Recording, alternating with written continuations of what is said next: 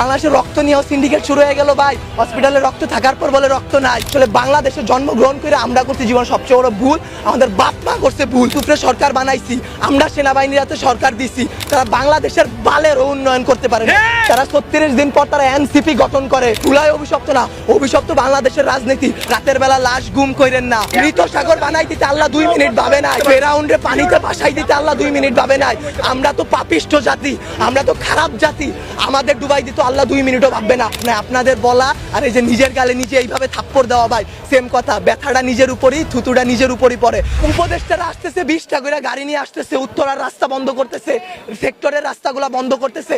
এতে যাদের যেই সন্তানগুলো আহত হয়েছে, নিহত হয়েছে, তাদের বাবা মাদের ঢুকতে দিতেছেন না আপনারা। তাদের বাবা মারা এখন পর্যন্ত খায় নাই। আমার মা শোকে শোকাহত হয়ে গেছে। আমরা 2 ভাই আসছি, আমাদের বোনরা আমরা নিয়ে গেছি।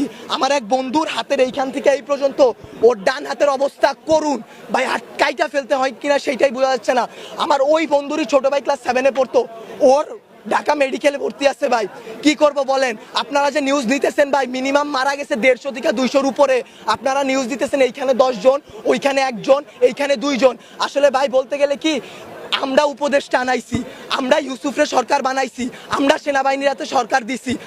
গালি ভাই ওই যে চিত হয়ে স্যাপ ফেললে কার উপরে পড়ে? নিজের উপরে পড়ে। ওই রকম ভাই গালি দিলেও নিজের গায়ে খারাপ লাগে যে এক শেখ হাসিনা খুনি হাসিনারে পাঠাইছি, আরেক খুনি দলরে নিয়ে আসছি।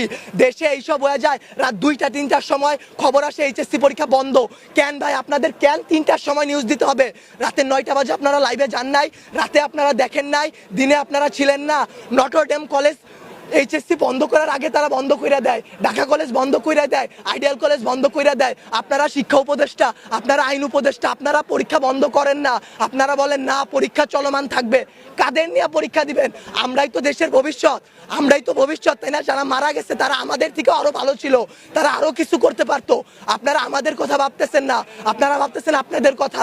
আপনাদের এইসব বলা আমার গলাটা ভাঙা ফেলা ভাই, 2টা সেম কাজ। তার কারণ কি, আপনারা কোনো নিউজই দিবেন না, সব কাটকুট করে ফেলবেন আপনারা। যদি ভাই আপনারাও ভাই কোরআনকে সাক্ষী রেখে, আপনারাও মুসলমান, আপনাদেরও ধর্ম আছে, মুসলমান না হইলে আপনারা আপনাদের আল্লাহর উপর ভরসা করুন। আল্লাহ ছাড় দেয়, ছাইরা দিবে না। আজকে যেই বাচ্চাগুলো মারা গেছে তাদের বাপ মারা এখনো খায় নাই, তারা ভবিষ্যতে কোন দিন খাইতে পারবে তারা জানে না।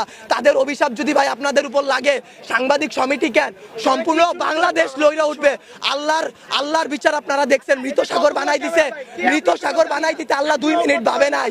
ফেরাউন্ডে পানিতে ভাসাই দিতে আল্লাহ 2 মিনিট ভাবে নাই। আমরা তো পাপিষ্ঠ জাতি, আমরা তো খারাপ জাতি। আমাদের ডুবাই দিত আল্লাহ 2 মিনিটও ভাববে না। বাংলাদেশের রাজনীতি ভাই, আপনারা বলতে পারেন জুলাই অভিশপ্ত মাস, গত বছর এত মানুষ মারা গেল, আজকে এত মানুষ মারা